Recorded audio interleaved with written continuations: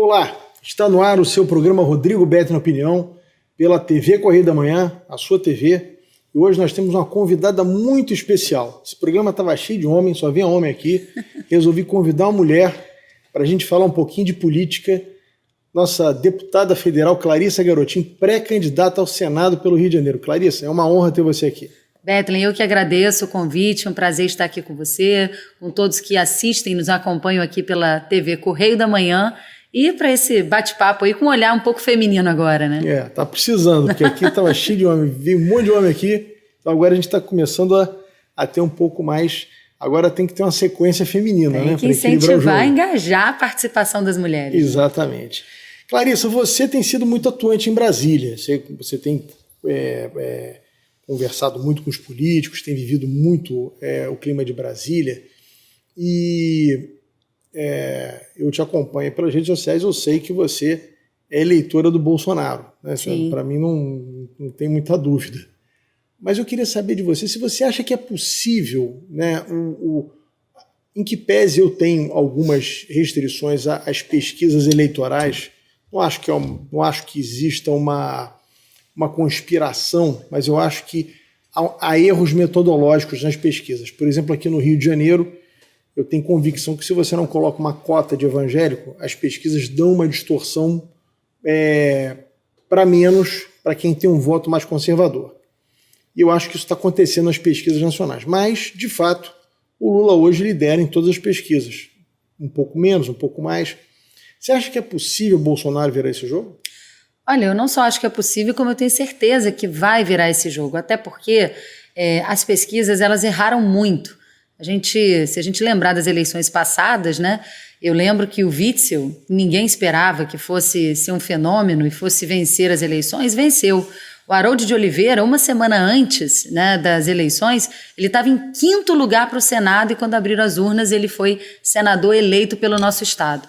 Eu me lembro que no segundo turno das eleições, o Eduardo Paes chegou a divulgar uma pesquisa onde ele dizia, a hora da virada, virou, e dava uma distância dele para o Witzel enorme. E quando a urna abriu foi exatamente o contrário.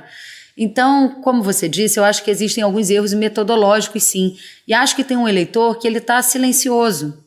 Porque, como vê, né, alguns veículos de comunicação muito na linha de frente, anti-Bolsonaro, como o Bolsonaro tem um perfil pessoal, né, de ser uma pessoa que não pensa, fala tudo que pensa, né, tem esse perfil dele bem combativo. É o sincericida. Super sincero. Então, algumas pessoas ficam assim, não querem declarar, mas a gente sabe que vota. Então, eu, por onde ando, eu conheço muito mais eleitores, né, do Bolsonaro do que do Lula. Eu não falo só no estado do Rio de Janeiro. Se eu pegar os partidos políticos dentro do Congresso Nacional hoje, majoritariamente os deputados estão na reeleição do presidente Bolsonaro. Então, eu tenho certeza, principalmente depois das últimas medidas que foram tomadas, né, a PEC das bondades, né, a redução do preço da gasolina, o aumento do Auxílio Brasil para R$600, todas essas medidas elas também terão um impacto. Não são medidas eleitoreiras, mas elas trarão sim um impacto eleitoral. Então eu tenho muita convicção na vitória. Essas medidas, como você disse, elas já foram aprovadas, mas eu acho que elas ainda não foram sentidas pela população, né? O próprio auxílio emergencial, agora o Auxílio Brasil, ele não foi, as pessoas não colocaram no bolso os R$600 ainda. Porque ainda vão receber, né? O primeiro pagamento vai sair agora no final do mês, então ainda não sentiram, mas vão sentir. Mas já estão sentindo o efeito do preço da gasolina, já estão sentindo outros efeitos, né, da política que vem sendo adotada. A gente tem 4 milhões de brasileiros a mais inseridos no maior programa de distribuição de renda que o Brasil já viu. Então eu não tenho a menor dúvida de que o povo brasileiro, até por uma questão de justiça. Quando alguém me pergunta, Clarissa, por que você está com o Bolsonaro? Eu poderia descrever muitas razões, mas a principal delas é que o PT já teve 15 anos para governar e o resultado a gente já viu. Agora o Bolsonaro, ele não governou nem os 4 dele ainda. Sendo que 3 debaixo de uma pandemia. E quando a gente estava se recuperando da pandemia, vivemos os efeitos econômicos da guerra no leste europeu. Então eu acho que ele merece uma oportunidade de governar o Brasil em condições normais. Realmente, assim, existe uma certa dificuldade da população entender isso. Principalmente a população mais pobre que tem, pelas pesquisas que são divulgadas, têm votado majoritariamente no ex-presidente Lula. Talvez porque as pessoas têm uma lembrança do período do Lula no poder que elas viviam melhor do que elas vivem hoje. Mas as pessoas não têm esse grau de informação de que no período do Lula o mundo vivia um boom de crescimento. Exatamente. As commodities estavam, principalmente que é o principal ativo do Brasil, estavam disparando de preço. Você tinha toda uma situação econômica muito mais favorável do que nós vivemos hoje, né? O mundo vive hoje uma situação muito difícil. E a campanha vai permitir que esses pontos eles sejam esclarecidos e colocados para a população. Né? Quando a gente fala, poxa, o preço da energia está caro no Brasil. É verdade, a energia está cara, mas aumentou muito mais na Europa do que no Brasil. Tá? Mas o gás está caro, é verdade, mas aumentou muito mais nos Estados Unidos do que no Brasil. Não é que a gente esteja feliz com isso, ninguém está. Mas é preciso que a população entenda que o Brasil não é uma ilha que está isolada do resto do mundo. Esse é um efeito mundial. Eu estava lendo várias reportagens, o Reino Unido está vivendo a maior inflação dos seus últimos 40 anos. Se a gente pegar a inflação que está prevista para esse ano no Brasil, ela é menor do que a inflação dos Estados Unidos. Então, o que a gente precisa é conscientizar a população de que esse momento difícil que o Brasil está vivendo, e que não deixa ninguém feliz, é um momento que o mundo está vivendo, mas que as medidas que tinham que ser tomadas pelo governo brasileiro foram tomadas. Bethlen, qual governo que você conhece que abre mão de imposto, que zera imposto? Isso aí é... Bolsonaro zerou o difícil. Imposto de importação do café, da farinha, do açúcar, de vários itens essenciais para a população. IPI da linha branca IPI da agora. linha branca toda. Então, assim, foi o governo que mais zerou imposto, abriu mão de receita própria. Você conhece o histórico, né, de defesa do social que a minha família tem. Né? A minha família que construiu os restaurantes populares, a farmácia popular. Então, se esse governo não fosse um governo, o governo do presidente Bolsonaro, que não tivesse sensibilidade com a população mais humilde, eu jamais apoiaria esse governo. Mas esse governo tem. Se eu olhar, por exemplo, os jovens que estão com dívida no FIES, né, com o financiamento estudantil, hoje tem aí mais de 90% estão tendo a oportunidade de renegociar as suas dívidas. Nós temos hoje 4 milhões de brasileiros a mais inseridos no maior programa de distribuição de renda, que é o Auxílio Brasil.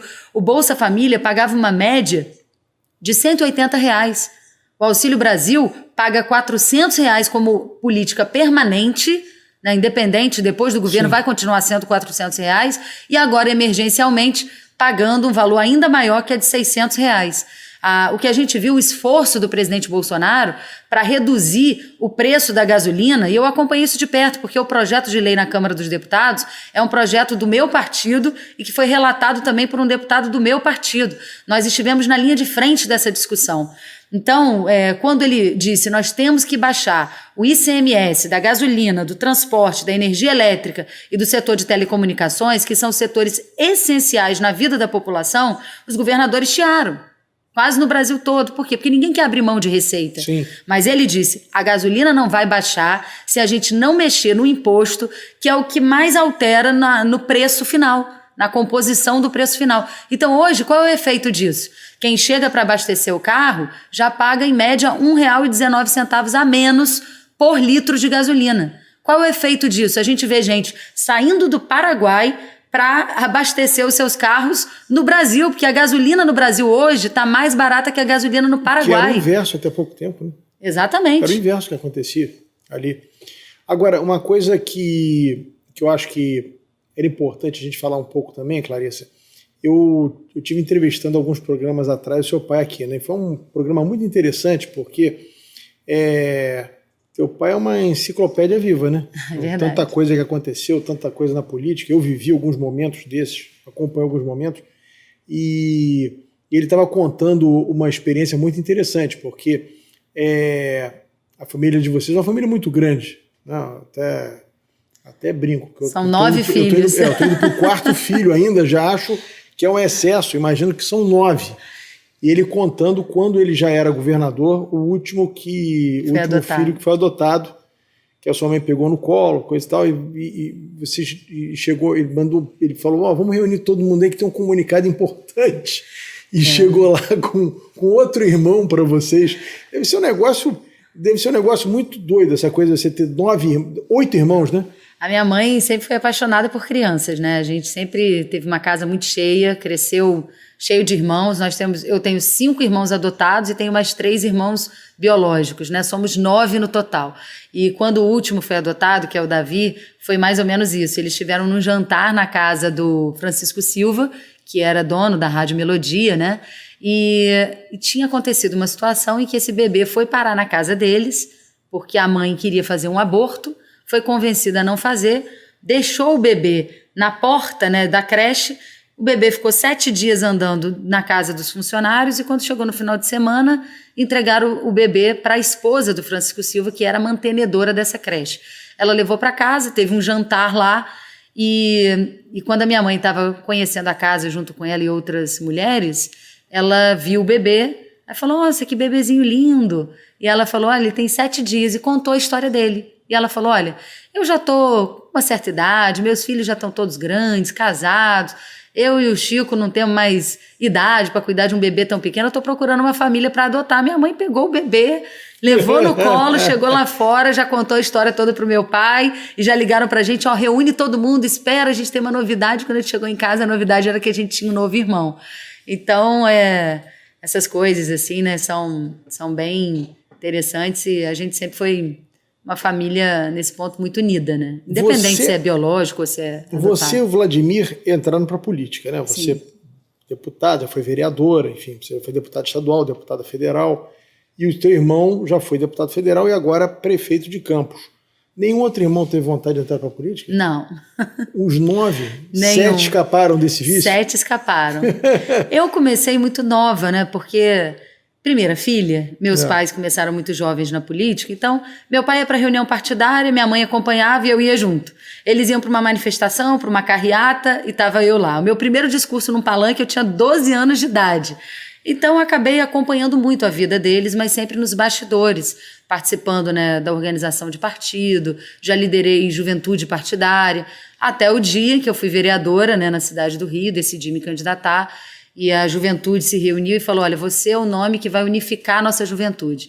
E eu fui candidata, fui uma das mais votadas aqui na capital, comecei minha trajetória política na capital. Depois, 2 anos depois, fui deputada estadual, depois deputada federal, a mulher mais votada do Brasil, e depois fui reeleita deputada federal.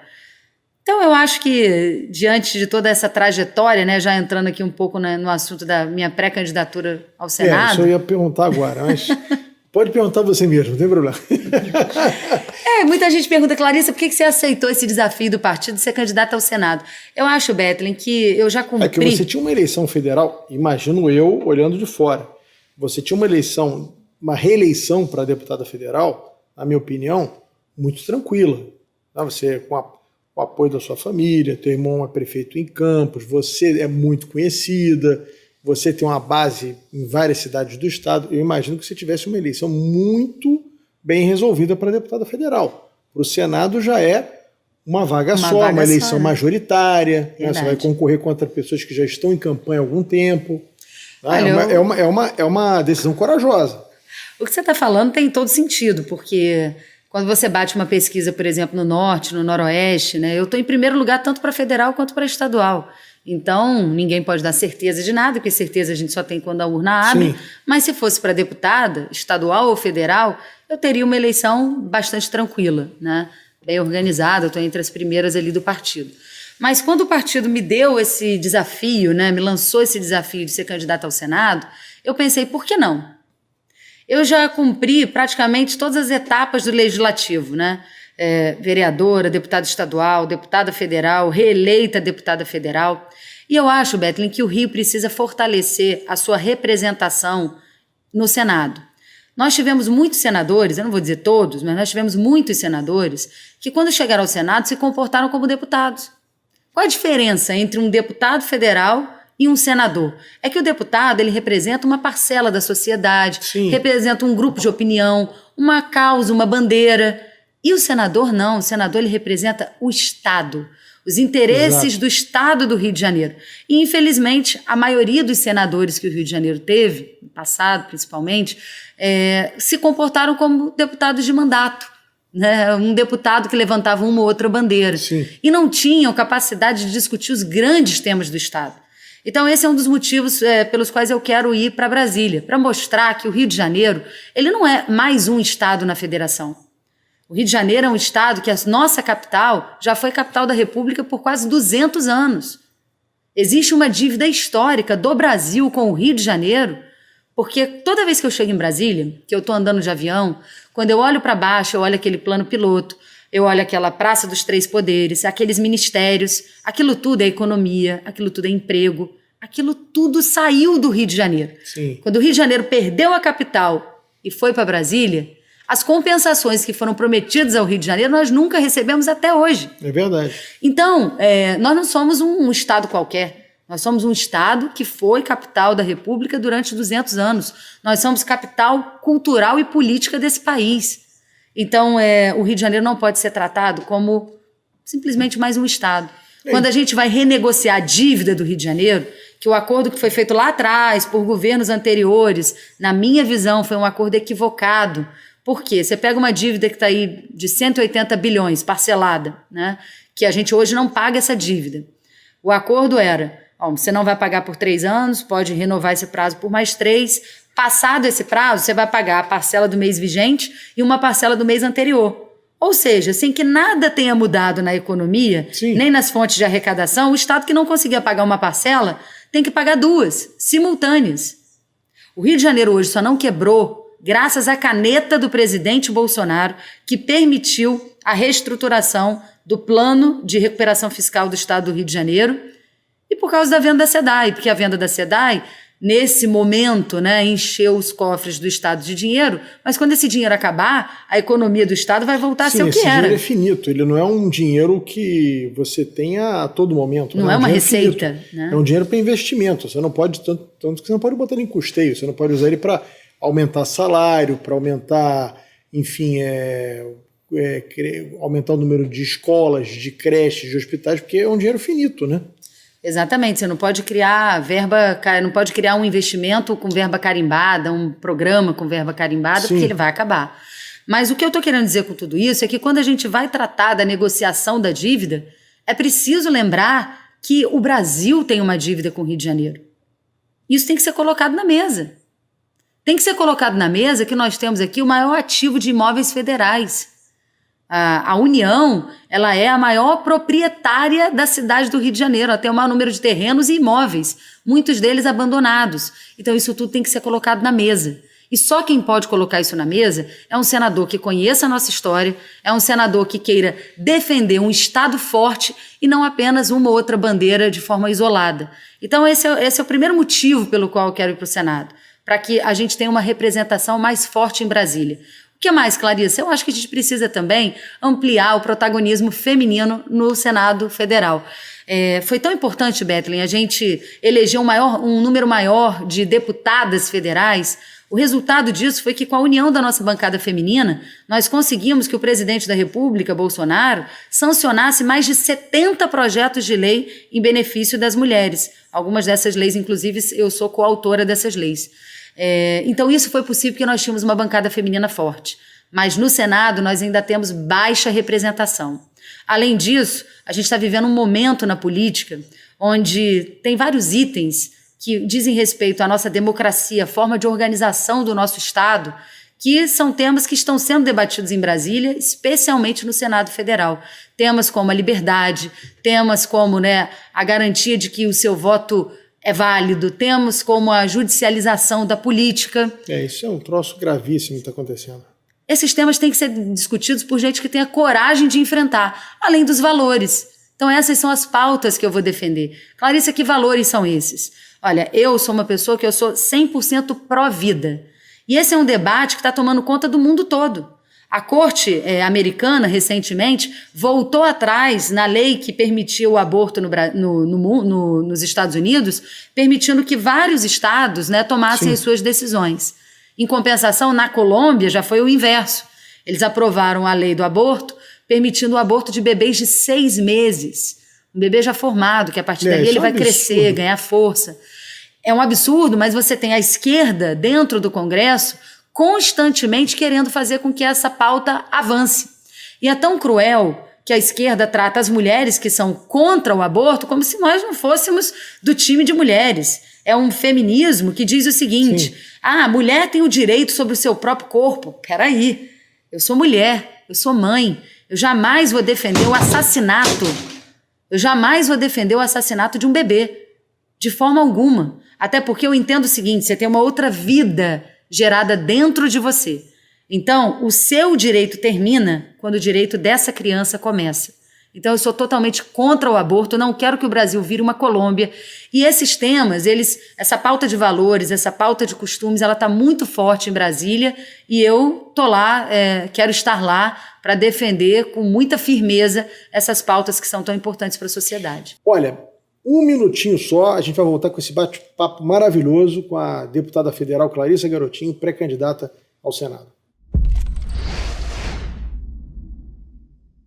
Sabe o sonho de vacinar a sua princesinha? Você pode realizar. Vacinar seu craque é um golaço. Vacinar sua futura médica é cuidar da saúde dela. Com a Covid não se brinca, se vacina. Vacine seu filho de 5 a 11 anos. Acesse novaiguaçu.rj.gov.br. Confira os documentos necessários e os postos com a vacina testada e aprovada para crianças. Prefeitura de Nova Iguaçu. Já imaginou melhorar seu estado, sua cidade e a vida de sua família com um aplicativo? A Alerj já! Chegou o Legisla Aqui. Tudo sobre seus direitos e um canal para você mandar e apoiar ideias que podem virar leis. Tem uma ideia boa? Sugira. Quer saber se é legal? Consulte. Tem dúvidas ou sugestões? Converse. Curtiu? Baixe o app. Legisla Aqui. É a Alerj mais perto de você. Retornamos pela sua TV Correio da Manhã com o Rodrigo Beto na Opinião, hoje com a deputada federal, pré-candidata ao Senado, Clarissa Garotinho. Eu ia te fazer uma outra pergunta, mas você entrou nessa questão dos costumes, então eu vou me manter aqui, depois eu retorno com a pergunta que eu queria te fazer. Essa questão do aborto, ela vem de encontro com outras pautas também que são, acho que são muito importantes para a sociedade brasileira como um todo. Mas essa questão do aborto, principalmente, é um troço bem interessante, porque a mesma esquerda que é contra o endurecimento de penas, a pena de morte, por exemplo, enfim, que eu não estou aqui dizendo se é válido ou não, mas essa esquerda que é contra a pena de morte, de um traficante, de um marginal, de um bandido, ela é a favor de matar uma criança no ventre da mãe. Sim. O aborto é você mata um ser vivo que está dentro da barriga. Que é uma grande incoerência da esquerda. Exatamente. Não adianta dizer outra coisa. A verdade é o seguinte, você está pegando esse exemplo dessa menina agora, de 12, 13 anos, que primeiro surgiu a narrativa que ela tinha sido estuprada. Não era estupro. E não foi. Ela tinha um relacionamento infanto-juvenil com um garoto de 13 anos. De 13 anos, que era filho do padrasto. Isso. Eles acabaram tendo uma relação e ela engravidou. Então não é um estupro, né? Foi em que pese qualquer relação com uma menina de 12, 13 anos é considerado um estupro de vulnerável, mas também era um vulnerável. Também era um garoto menor de idade. Aí, enfim, aí a juíza não autoriza, a juíza é cancelada em tudo quanto é meio de comunicação. A juíza virou o demônio na terra. E depois disso, um outro juiz autoriza uma criança que já tem 6 meses na barriga da mãe a ser morta, porque em tese é isso. Quando você aborta uma criança de 6 meses, formada, eu vou ser pai de novo, acabei de ver na ultrassonografia, minha filha com 6 meses está totalmente formada, é um bebezinho ali, está mexendo os braços. Agora só vai ganhar peso, crescer, né, fortalecer. Aí você vai e arranca da barriga da mãe. É um negócio muito doido, é de uma incoerência assim, enlouquecedora esse assunto. Acho muito importante você se posicionar com esses temas, porque eu acho que a política hoje exige que o político tenha posições muito claras. Sim. Eu acho que nisso a internet veio ajudar muito. Aquele político água de salsicha, não, sou a favor, talvez seja contra, depende.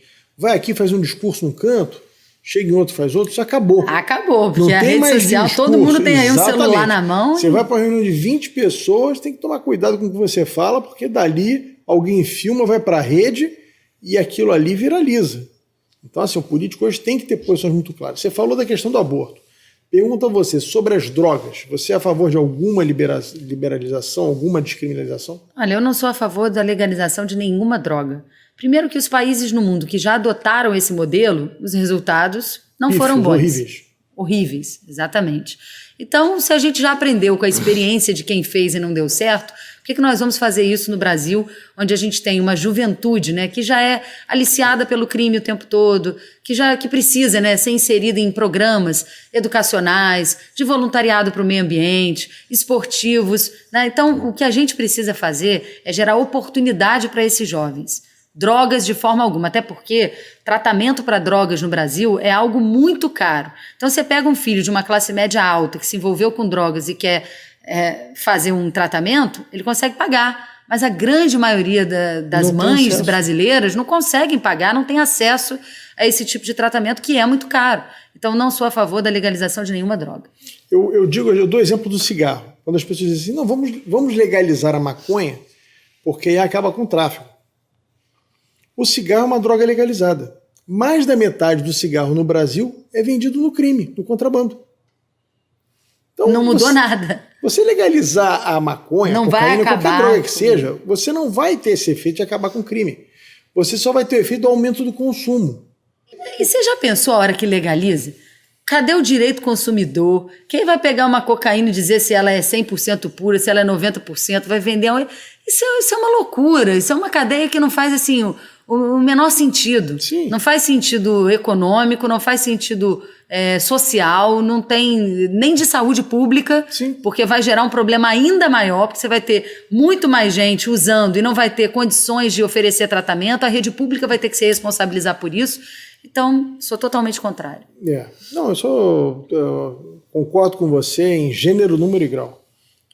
Outra coisa que eu queria te perguntar, um debate que já foi inclusive aprovado na Câmara, e um debate que eu acho que é importante para o Brasil também, a gente discutir a questão da legalização do jogo. Queria saber a sua opinião sobre isso.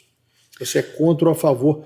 Em tese, o jogo já é legalizado no Brasil. Isso que eu ia dizer, vamos dizer a verdade, o jogo já é legalizado. Qualquer um que quiser consegue jogar. A diferença é que os outros países adquirem receita com isso. E aqui é um jogo que é legalizado, uma parcela do jogo fica na clandestinidade, mas está aí, gente, telecena, raspadinha... E a aposta de futebol agora? A aposta de futebol, as loterias da Loterge, é cheio de jogo localizado, você chega numa banca, você chega num correio, todo mundo tem acesso ao jogo. Então, o que a gente tem que fazer é fazer com que, já que o jogo está aí, né, o governo tem que receber as receitas por isso. Ao invés de sair aumentando, né, imposto em itens essenciais, vamos taxar o jogo. Já que ele existe, já que ele já está legalizado, ele tem que ser melhor taxado. Sem dúvida. E as pessoas hoje saem do Brasil, os ricos, para jogarem, por exemplo, aqui do lado, no Uruguai. No Uruguai. Vão jogar no Paraguai, quem tem um pouco mais de dinheiro vai para Las Vegas, enfim, vai para outros lugares, enfim. Eu também acho que é uma tremenda hipocrisia você não legalizar o jogo no Brasil. Não vejo sentido nisso. Ou você proíbe tudo, ou você efetivamente legaliza. Qual o problema do Rio de Janeiro? Tem um cassino, por exemplo, ali na região portuária, para incrementar aquela região que acabou ficando, enfim, por enquanto está natimorta. É verdade. Não saiu do lugar. Não encontrou ainda uma vocação, Não né? encontrou a vocação, exatamente. Outra coisa que você falou, eu acho que tem muito sentido, eu vejo nos políticos, agora um pouco menos, mas eu acho que o Rio perdeu muito, porque como a gente era a capital do Brasil, os políticos do Rio de Janeiro tinham sempre uma mentalidade muito dos temas nacionais, das questões internacionais, e os outros políticos de outros estados, eles tinham sempre uma visão mais bairrista. Sim. Então você via os deputados assim, mais votados, mais influentes aqui do Rio de Janeiro, discutindo a Amazônia, discutindo questões completamente alheias aos problemas do Rio de Janeiro, não que não sejam importantes, mas dando prioridade a outros temas nacionais e não vocalizando essas questões que você levantou com muita propriedade. O Rio de Janeiro perdeu muito com a saída da capital e com a fusão também. A fusão prejudicou o antigo estado do Rio de Janeiro e prejudicou a Guanabara que virou Apesar o estado do Rio de de Janeiro. Hoje, né, o que sustenta, né, a maior parte do PIB porque hoje o PIB do interior ele conseguiu superar o PIB da capital. Sim. Então hoje não é um problema, mas no passado a fusão, né, foi de um estado que perdeu a capital com um estado que ainda era considerado um estado pobre, né? É como se eu dissesse o seguinte: olha, eu vou tirar daqui esse presente que você tem e vou te dar de volta, né, um irmão falido. Foi basicamente isso o acordo, enquanto Minas, São Paulo fizeram as suas negociações e lucraram muito com isso. Sim. Então, eu acredito que o que você está dizendo é real e tem reflexos hoje, inclusive no próprio Congresso, na atuação da bancada no Congresso. A bancada do Rio de Janeiro ela não é unida.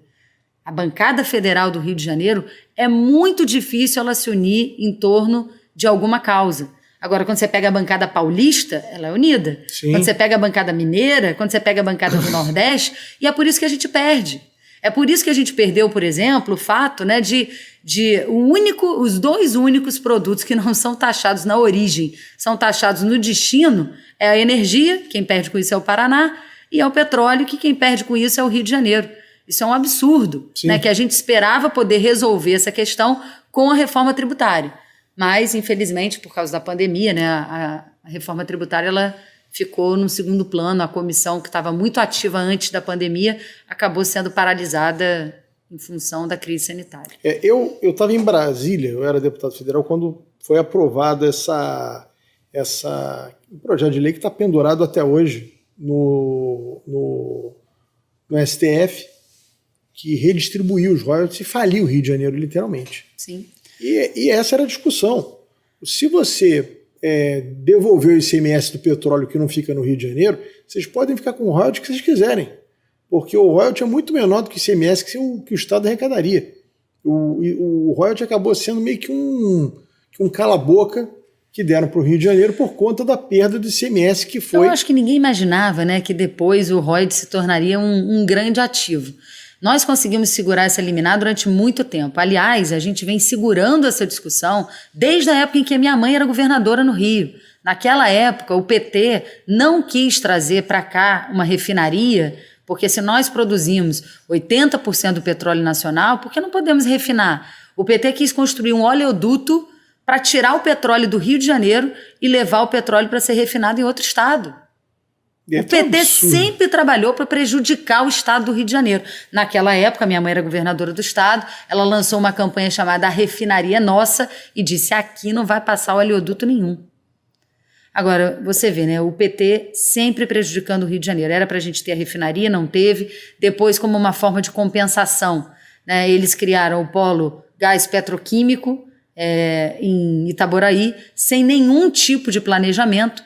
Aquilo ali já deu um prejuízo de mais de 40 bilhões à Petrobras sem produzir uma única gota de petróleo. É absurdo aquilo ali. Agora o presidente Bolsonaro transformou no polo Gás Lube, está transformando, né, aquele investimento para que não haja uma perda total em investimento de gás, né, transformou a planta, né? A planta, né, para que pudesse ser aproveitada. Agora, se a gente parar para pensar, quando alguém fala assim: Clarissa, por que você apoia Bolsonaro? Eu tenho tanto motivo para dizer por que eu apoio Bolsonaro. Gente, a Petrobras está aqui no nosso estado. O que o PT fez com a Petrobras, a roubalheira. O problema é o seguinte: corrupção pode acontecer em qualquer lugar. Dentro da sua casa, Bethlen, você não consegue controlar o que todos os seus filhos fazem.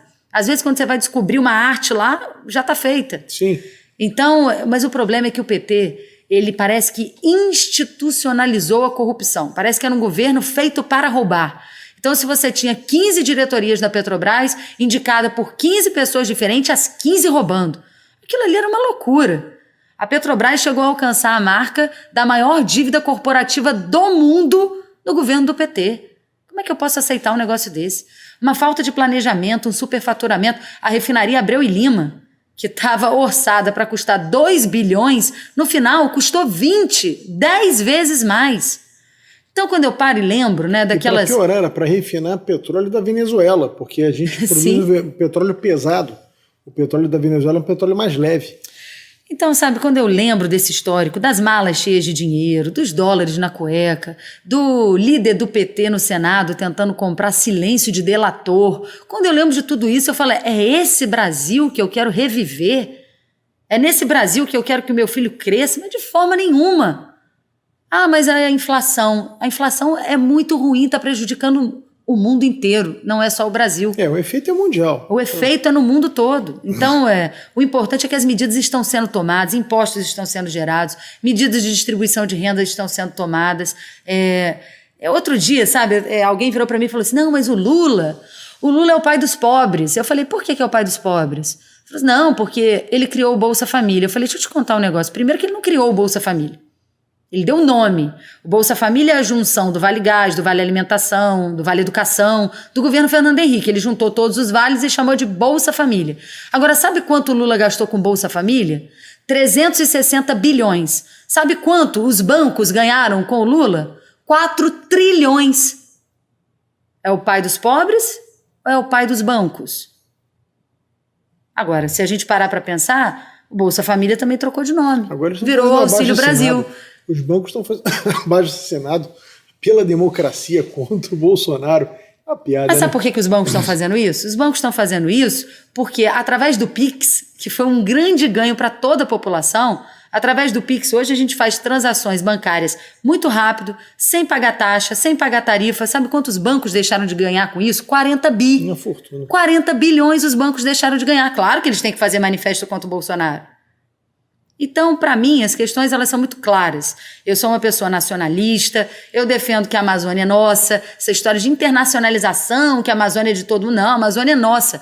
O Brasil ele tem um papel muito importante na produção de energia, na produção de alimento para o mundo. Né? Nós temos um grande ativo que é a Amazônia e a gente precisa de governos nacionalistas, patriotas, que cuidem do nosso patrimônio, porque ele é o nosso ativo para negociar na política internacional. Sim. Uma coisa que as pessoas não lembram é que, apesar do royalty ter continuado aqui, ou não terem conseguido tirar o royalty do Rio de Janeiro, o PT, quando muda o regime de concessão que era feito na época do Fernando Henrique, os leilões das áreas, né, das bacias de petróleo por concessão para o regime de partilha, o Estado passa a não ter mais a participação especial. Ele perde o royalty. Sim, foi lá atrás. Pouca gente lembra disso, pouca gente sabe disso, mas no fundo... Quando o PT faz a mudança do regime de concessão para a partilha, ele tira a participação especial dos estados, o estado mais afetado é o Rio de Janeiro, porque ele fica com um pedaço do óleo. Quer dizer, a União ganha mais, concentra mais poder na União e tira dos estados. Isso pouca gente sabe disso. Olha, o que você está falando é uma verdade e é o que eu estou dizendo. O PT sempre fez muito mal ao Rio de Janeiro. Aliás, né, se a gente olhar para os governos do PT que nós tivemos aqui, todos foram um desastre. Então o PT é um partido especialista em fazer oposição, mas não é um partido que governa muito bem, não. Na hora de governar, a história é outra, né? É bem diferente. Não sai daí não. A gente está aqui com esse bate-papo maravilhoso com a deputada federal Clarissa Garotinho e voltamos já já. Sabe o sonho de vacinar a sua princesinha? Você pode realizar. Vacinar seu craque é um golaço. Vacinar sua futura médica é cuidar da saúde dela. Com a Covid não se brinca, se vacina. Vacine seu filho de 5 a 11 anos. Acesse novaiguaçu.rj.gov.br. Confira os documentos necessários e os postos com a vacina testada e aprovada para crianças. Prefeitura de Nova Iguaçu. Já imaginou melhorar seu estado, sua cidade e a vida de sua família com um aplicativo? A Alerj já! Chegou o Legisla Aqui. Tudo sobre seus direitos e um canal para você mandar e apoiar ideias que podem virar leis. Tem uma ideia boa? Sugira. Quer saber se é legal? Consulte. Tem dúvidas ou sugestões? Converse. Curtiu? Baixe o app. Legisla Aqui. É a Alerj mais perto de você. Retornamos com o programa Rodrigo Beto na Opinião pela sua TV Correio da Manhã, hoje com a deputada federal e pré-candidata ao Senado, Clarissa Garotinho.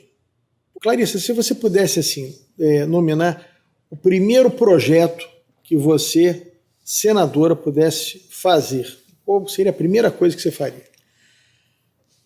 Olha, eu virei pré-candidata em menos de uma semana, então ainda não defini qual vai ser o meu primeiro projeto.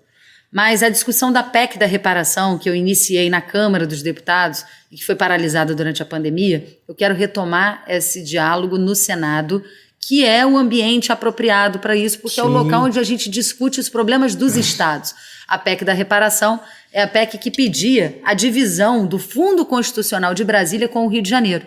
Que fundo é esse, Clarice? Quando Brasília foi formada, era uma capital, um estado novo, né? Um distrito novo que estava nascendo, que ainda não tinha condições de ter arrecadação própria, né? Então, foi criado o Fundo Constitucional para ajudar na construção de Brasília. Só que já passaram 50 anos, Brasília continua tendo esse Fundo Constitucional. Maior renda per capita do país. Esse fundo, só o fundo, fora as receitas diretas que hoje Brasília já tem, só o Fundo Constitucional de Brasília, ele é maior do que a receita corrente líquida de 14 estados brasileiros. Então, o que eu propus lá atrás, né? Que a PEC da reparação ia repartir esse fundo constitucional por 10 anos, metade do fundo ficaria com Brasília, como uma forma de tirando a sua dependência, metade do fundo ficaria por 10 anos com o Rio de Janeiro, como forma de nos compensar pela perda da capital, e depois de 10 anos esses recursos eram distribuídos. Então, quando a gente pensa assim, por que a polícia de Brasília tem o maior salário do país? Por que os bombeiros de Brasília têm o maior salário do país? Porque eles têm um fundo constitucional que custeia tudo isso. Pode não ser essa a melhor forma de reparar, mas o fato é que nós temos que discutir a reparação. Essa é uma grande bandeira que eu vou defender no Senado. Nós temos que reparar, seja através dos imóveis, seja na renegociação da dívida. Sim. O Rio de Janeiro não pode ficar sem uma reparação. Porque o processo de transferência de capital é um processo que você pode concordar ou discordar, mas em vários lugares do mundo ele aconteceu. Mas na África, por exemplo, você tem 3 capitais. Tem uma capital que é legislativa, uma do judiciário e uma do executivo. Na Alemanha, quando tiraram a capital de Bonn, não deixaram Bonn sem nada. Bonn recebeu ali a sede da ONU, recebeu aportes federais, né, para bancar dinheiro. Principalmente a segurança pública, recebeu muito dinheiro durante muitos anos. Agora, nós não, tiraram tudo daqui e nós fomos entregues à própria sorte. Que isso? Nós vamos ficar calados? Não importa quantos anos se passaram. O que importa é que, na hora de fazer uma negociação, é preciso que o Brasil e que o governo brasileiro reconheça a dívida histórica que tem com o Rio de Janeiro. Não, o Rio empobreceu muito, é o que você diz. O retrato é muito esse mesmo. Você sobrevoa, você vê Brasília nasceu do Rio de Janeiro. E o Rio não acabou, porque o estado do Rio é um estado realmente que é um sobrevivente. Agora, tem 2 pautas, uma que já está no Senado, que é a discussão da redução da maioridade penal, que esse é um tema que eu amadureci muito. Eu comecei na política muito nova, eu comecei com 24 anos. Hoje eu estou com 40. Então, vamos falar sobre esse negócio da maioridade, isso é um bom tema. Exatamente, eu já fui contra isso no passado. Eu comecei muito nova, comecei com 24 anos, hoje eu estou com 40. E eu posso dizer o seguinte, que um jovem de 16 anos hoje não é o mesmo jovem de 16 anos de 20 anos atrás. Sim. Hoje o jovem ele tem acesso à informação, ele pode votar, ele já trabalha em vários programas, né, de inclusão de jovens como menor aprendiz. Se ele pode expressar, né, o direito máximo da democracia, que é o voto... Escolhe o presidente da República. Você não pode dizer que isso é só um exercício democrático, não. A gente está tratando da responsabilidade daquele que vai governar o nosso país. Se esse jovem ele pode ter o mesmo peso que você tem na escolha de um presidente, então ele também tem responsabilidade para assumir, né, os seus crimes. O que não dá é para a gente continuar, a gente vivencia isso o tempo todo. Eu já fui assaltada 2 vezes, já perdi meu celular, já fui assaltada à mão armada, já fui assaltada simplesmente nesses assaltos que botam a mão no carro, puxam.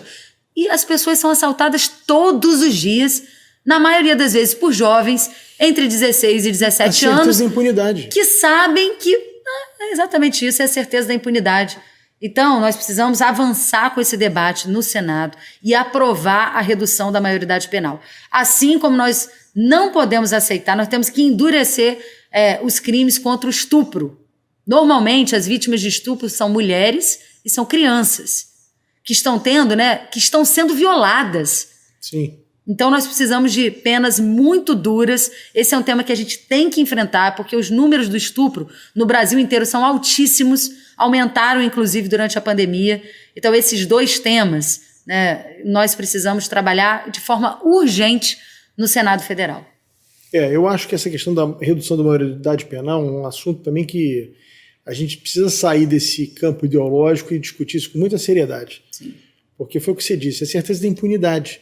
os próprios traficantes muitas vezes põem menores de 16 anos, às vezes, até nem menor de 18, menor de 16, porque aí você tem, é mais inimputável ainda, né? Você tem uma restrição ainda maior, justamente para que eles não sejam presos. Aí ficam medidas socioeducativas. Quer dizer, é o que você disse, você pode escolher o presidente da República, você tem condição, né? Você tem informação para você escolher o presidente da República, mas você não sabe, você não tem condições de ter o livre-arbítrio se você vai cometer um crime contra alguém. Né? Quer dizer, é uma coisa assim. Pelo contrário, cometem sabendo o que estão fazendo, com a certeza de que não serão punidos. Eu acho que esse tema é fundamental. Eu acho que é uma defesa de algo que você pode contribuir muito para... Aliás, eu acho que essa legislação penal nossa tem que ser um pouco rediscutida como um todo, né? Essa questão Eu fui secretário de Ordem Pública e eu vivi muito essa questão da contravenção penal. Aí você... É uma coisa, assim, dá pena do trabalho da polícia em alguns casos. Eu lembro que a gente fazia uma operação ali no Maracanã para impedir que aqueles flanelinhas que ficam ali, o cara vai parar o carro, aí o cara exige R$20 na porta do sujeito, se não der R$20, o cara volta, às vezes o carro está arranhado, o pneu está vazio, quase com uma extorsão aquilo ali. Aí você leva o sujeito para a delegacia, o agente da lei que foi para a delegacia, ele sai depois do delinquente. O delinquente sai antes. O cara assina um termo lá, não vai acontecer nada com ele, se bobear ele vai ter que ir num juiz desse pequena causa. Enfim, mas é uma burocracia, né? Mas para o agente da lei que foi lá, ele fica lá horas para narrar tudo que ocorreu. Então, assim, eu acho essa discussão da maioridade penal fundamental, mas eu acho que a gente precisa avançar muito nesse tema. Bom, o nosso Código Penal ele é muito antigo. Eu apresentei um projeto na Câmara, né, que a gente forçou para andar, e no dia que ele entrou em pauta para ser votado, a Maria do Rosário e vários deputados do PT não deixaram votar. Né? Mas é um projeto que descriminaliza a opinião, que hoje você pode ser punido, você pode ser preso porque você tem uma opinião. Opinião não pode ser crime. Sim. Eu vejo a esquerda que fundou, né, seu partido lá atrás com o lema "é proibido proibir", e hoje querendo proibir. A esquerda hoje é louca, ela quer regular a mídia, a esquerda quer regular as redes sociais. Sim. A esquerda quer proibir tudo. Quando ela surgiu com o tema "é proibido proibir". Então é mais uma contradição da esquerda. E eu apresentei esse projeto para descriminalizar a opinião. Se eu tenho algo contra você, se eu não gostei do que você falou, se eu achei que você me caluniou, me ofendeu, você tem esfera civil. Exatamente. Você tem esfera civil para recorrer. Criminal, realmente, eu já cansei de processar pessoas que eu achei que eu tinha sido difamado, eu fui procurar os meus direitos na justiça. Agora, você está vendo aí, a gente falou um pouquinho, a gente passou assim, raspando nessa questão da política ser judicializada. Sim. Eu acho que é um tema também muito importante, que afeta o Senado. O Senado é o órgão, em tese, fiscalizador do Supremo Tribunal Federal. Mas que muitos senadores que têm problemas na justiça respondem aonde? Respondem no Supremo. Talvez fosse o caso, acabando com esse negócio do foro privilegiado, talvez sanasse esses problemas no Brasil, né? Porque fica aquele jogo... Que isso foi uma coisa que, quando o presidente deu a graça, o perdão, o indulto ao Daniel Silveira, eu acho que muita gente, e eu fui uma delas, percebeu ali que agora você tem um braço forte. Porque a sensação, eu já pedi desculpas públicas ao Daniel Silveira, eu já dei entrevistas falando sobre isso, porque, olha, eu fui punida por um juiz, porque eu disse numa entrevista que ele era muito poderoso e exercia um poder muito grande sobre o Tribunal de Justiça do Rio de Janeiro. Ele achou que isso era uma ofensa, entrou com um processo contra mim, eu pago a ele até hoje, vem descontado no meu salário. Na verdade, eu só perdi porque eu perdi a revelia. Meu advogado, não sei, né, se estava comprado ou não, Sim. não me defendeu. Então eu perdi porque eu fiquei sem defesa.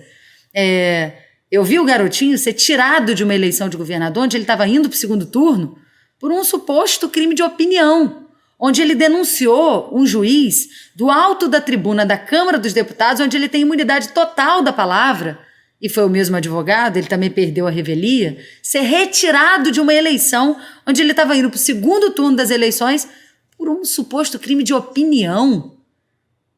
Ali que deu espaço para o Witzel Então, crescer. quando veio a questão do Daniel Silveira, o que eu imaginei naquele momento? Olha, infelizmente, contra a justiça não há braço forte. E aí, tudo muda quando o Bolsonaro dá o indulto e dá a graça. Porque ele demonstrou para o Brasil inteiro, para a classe política inteira, que não haveria omissão. Porque todos se omitiram. Sempre quem tinha que brigar com a justiça, brigava sozinho. Minha família brigou sozinha durante muito tempo. Então, quando a gente viu essa postura do presidente, isso nos deu a esperança de que a democracia está se consolidando. De que a gente, de fato, está avançando para que a divisão dos poderes ela seja respeitada. Nós não podemos aceitar que o Supremo Tribunal Federal legisle no lugar do Congresso Nacional. Sim. Cabe ao Congresso legislar. Aí o Supremo diz, não, mas é porque às vezes tem tema que o Congresso demora a decidir. Mas se demora é porque não tem unidade. Se demora é porque os temas são polêmicos, é porque a sociedade está dividida. Não pode simplesmente o Supremo Tribunal Sim. Federal pegar o papel que constitucionalmente pertence ao Congresso e dizer... Ou então a Justiça fazer o que fez. Condena o Lula, mostra todas as condenações do Lula, tem um monte de coisa ali provada, e depois, quando interessa, agora vou absolver o Lula, porque 5 anos depois. é a única forma de tentar tirar o Bolsonaro do poder. Então, essa judicialização da política, Supremo é Deus. Supremo só Deus. Nenhum juiz está acima do bem e do mal, o juiz também erra, também se equivoca. O que não dá é para... Eu não sou a favor de nenhuma ditadura. O mundo tem exemplos de várias ditaduras, ditadura de esquerda, ditadura de direita, mas a pior ditadura é a ditadura do judiciário, porque se escondem debaixo de uma toga e acham que podem fazer o que quiser. Aliás, Rui Barbosa já dizia isso, né? Que o pior dos poderes quando é o judiciário, porque contra ele não há quem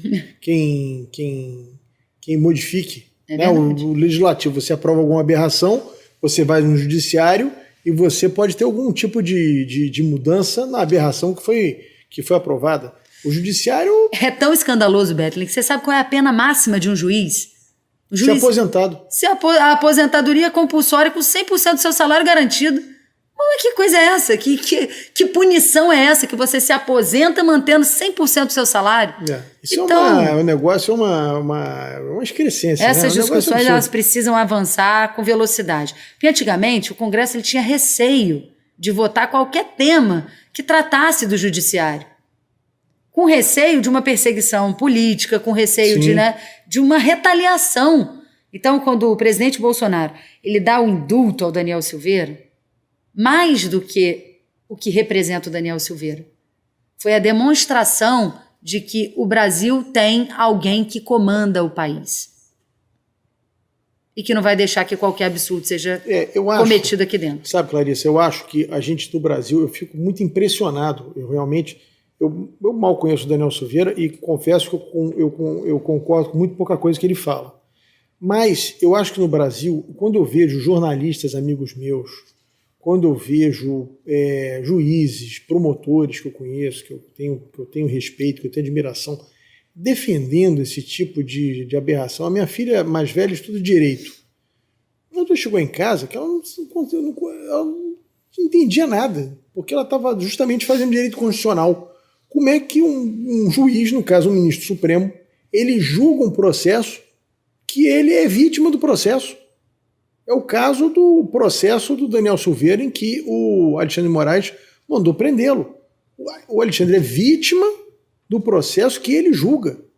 Eu dei esse exemplo sem entrar no mérito, né, de se você concorda ou não. Eu dei o exemplo porque hoje esse foi o exemplo mais emblemático. Mas é aí que eu queria chegar. Eu dei o exemplo para falar da postura do presidente, a demonstração de força que ele deu naquele momento. Mas o problema é o seguinte, quem é realmente democrata tem que defender que o maior idiota que você conhece tem o direito de falar o que ele quer. Essa é a real democracia, você conviver com as opiniões adversas.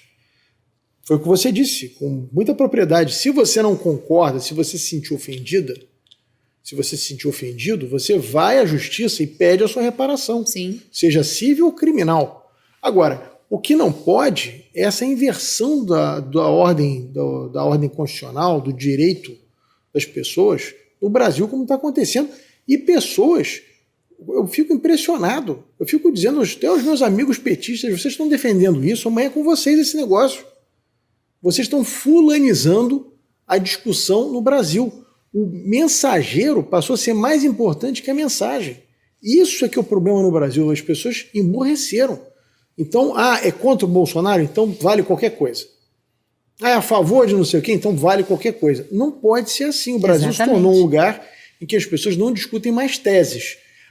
É para prender o Daniel Silveira? Então deixa prender o Alexandre de Moraes, quem quer que seja. Prende, o cara não gosta dele mesmo. Só que o Daniel Silveira, amanhã a Maria do Rosário, depois de amanhã é o fulano de tal, Ciro Gomes, por aí vai. Verdade. Então, assim, a Lava Jato começou, todo mundo bate a palma, começou a ter alguns exageros, aí que todo mundo começou, opa, peraí, então não é bem assim, não pode ser um vale tudo. Então, assim, eu acho que o grande problema no Brasil, e você como uma política influente e disputando uma eleição majoritária para o Senado, a gente precisa discutir mais teses no Brasil, a gente perdeu o foco das coisas que são importantes. A gente está fulanizando esse processo contra o Daniel Silveira. Roberto Jefferson tem uma situação interessantíssima. Eu até conversando aqui com o deputado Marcos Vinícius, que é o atual presidente do PTB aqui no Rio, ele está elegível, ele não está condenado, ele pode ser candidato ao que ele quiser. Sem sair de casa, olha que loucura. Só que ele não pode exercer os direitos políticos dele, porque se ele for candidato, ele não pode dar entrevista. Não pode aparecer na televisão, não pode sair de casa. Ele não pode gravar um vídeo na rede social, ele não pode fazer nada. Então veja que loucura que nós instituímos no Brasil.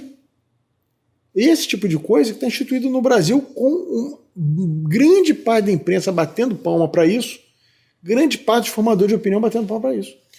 O que é um absurdo, né? Agora, vamos lembrar lá atrás, nós tivemos uma presidente que quis nomear o Lula como ministro para impedir que ele fosse preso. Sim. Então, coisas que são tratadas hoje como absurdos, nós vamos esquecer esses absurdos do passado?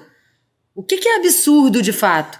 É alguém que está sendo preso por um crime de opinião brigar pelos seus direitos? Ou uma presidente que quis nomear um ex-presidente ministro para ele fugir da prisão, para ganhar foro privilegiado? Então, quando a gente compara, não tem comparação. É muito fácil escolher um lado. É muito fácil escolher um lado. É verdade. Clarice, infelizmente nós estamos chegando ao final do nosso programa, porque esse papo está maravilhoso, mas eu queria muito deixar o microfone franqueado para você fazer as suas considerações finais. Acho que eu fico muito feliz de ouvir você aqui falar de temas que, para mim, em especial, são muito caros. Direito à vida, questão das drogas, a questão da maioridade penal. São questões muito importantes que eu acho que pessoas têm que ter coragem para discutir, porque, em geral, a bolha, né, que eu chamo da bolha, essa bolha que se formou no jornalismo, em alguns formadores de opinião, não representa uma maioria da vontade da população. A maioria da população é conservadora. Ela não quer esse negócio de todes, banheiro em que entra menino e menina, enfim. Essa bagunça que querem generalizar no Brasil, isso não representa. Teve um livro, Bethlen, que era um absurdo, um livro recomendado pelo MEC para os professores, para trabalhar na sala de aula com os alunos, com crianças, e tinha imagem de menino se masturbando, e imagem de menina mandando pegar um espelho para descobrir as suas partes íntimas, assim, coisas para crianças. Se você vê o vídeo com as imagens do livro, você fica horrorizado. Então são coisas que você não pode acreditar que alguém está gastando dinheiro público com isso, né? Com esse tipo de material, está incentivando esse tipo de educação nas escolas. Eu tenho um filho de 6 anos. Eu jamais vou querer que o meu filho tenha acesso a esse tipo de conteúdo dentro de uma escola. Então esses temas são importantes, sim. Não é só a pauta de valores, mas elas também são importantes. Bom, Clarice, olha, eu quero muito agradecer a tua presença aqui. Acho que esse programa aqui vai render muito.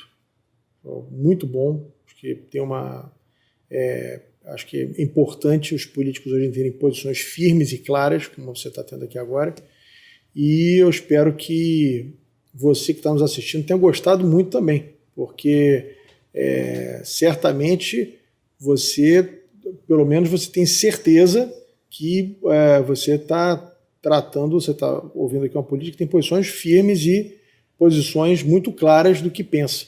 Isso é fundamental para a gente melhorar a qualidade da política e, principalmente, o respeito que a população tem pelos políticos. Então, eu acredito muito numa palavra que ela é bíblica. Ela diz o seguinte: se você não é quente nem frio, você é morno, eu estou a ponto de vomitar-te. Então é isso.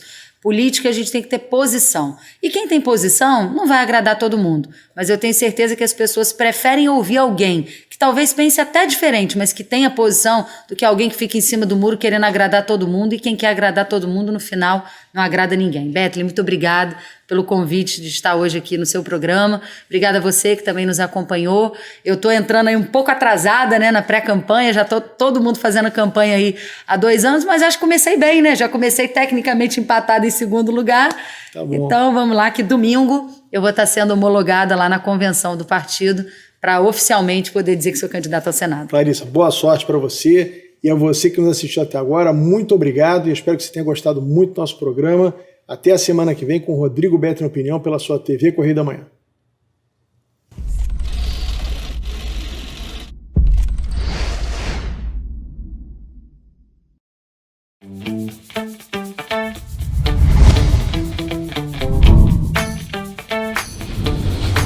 TVC, a TV do Correio da Manhã.